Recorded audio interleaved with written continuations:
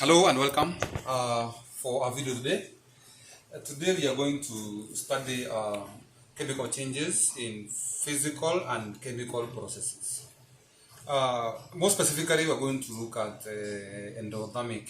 In our part 1 video of chemical changes, we talked about exothermic reactions. So today we are going to talk about endothermic reaction. Now to help us do that, we are going to look at an equation here. Now we have an equation between nitrogen and oxygen to give you nitric oxide or nitrogen 2 oxide, like this. Now this reaction is an endothermic reaction. We are going to see why we say that this reaction is an endothermic reaction. Now from our graph here, we say that every molecule has got some what we call potential energy, or energy that is stored in it. It is stored in molecular bonds. For instance, we have nitrogen here. Molecule. This is a nitrogen gas. So we have two nitrogens here joined together by a covalent bond. Now we have some energy which is stored in this molecule here, and that energy is what we call a potential energy. The same for oxygen.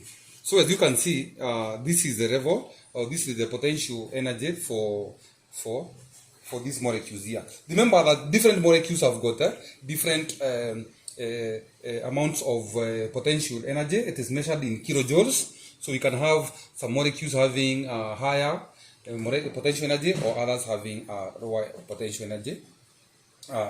We say that suppose now you are eating glucose. When you eat glucose, it goes into your body, then to your cells. There we have a process called respiration, whereby the glucose now is burnt in oxygen to produce energy. That's why we get food for energy when we eat food. It means that the molecules have got some energy that is stored in them. Now, when a reaction is taking place, now the potential energy is the basis for chemical reactions. Now, when a molecule and a reaction takes place between oxygen and nitrogen, or any other molecule, we need to break bonds that are joining these molecules.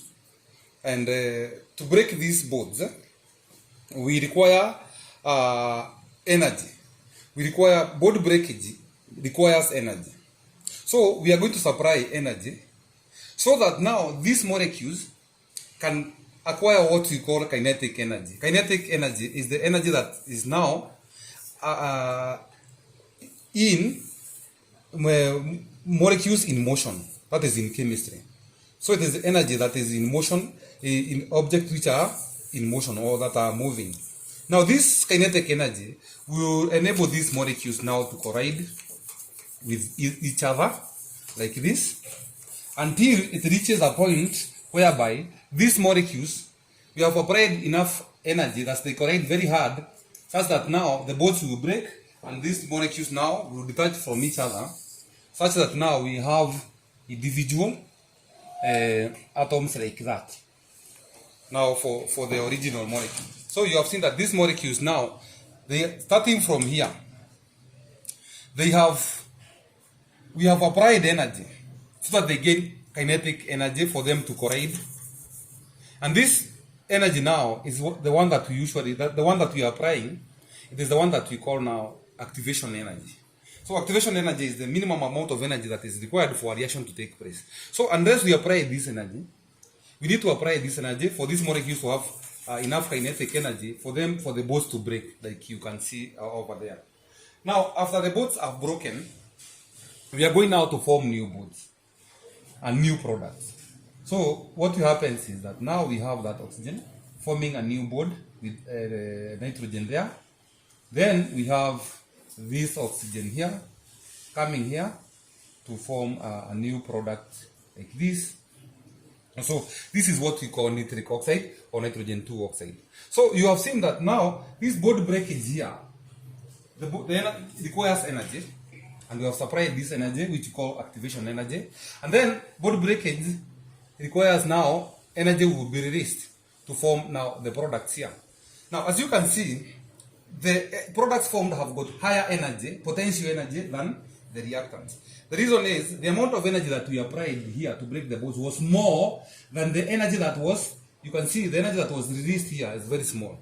So at the end of the day, this reaction involved acquiring more energy from the environment than the one that was released. So the net amount of energy for this reaction is a positive. We acquired more energy from the environment than the amount of energy that we released. So the difference between now the energy of the products which are formed here and the reactants which have got a lower potential energy is what we call enthalpy change or change in energy, and this is denoted by a positive sign like that, showing that the energy was absorbed.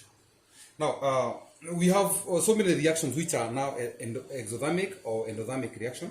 We will continue to see this reaction in our future videos, and we also continue to see how the various factors affect the rate of reactions and so on and so forth. Thank you very much for watching this video. We meet in the next video. Remember to subscribe.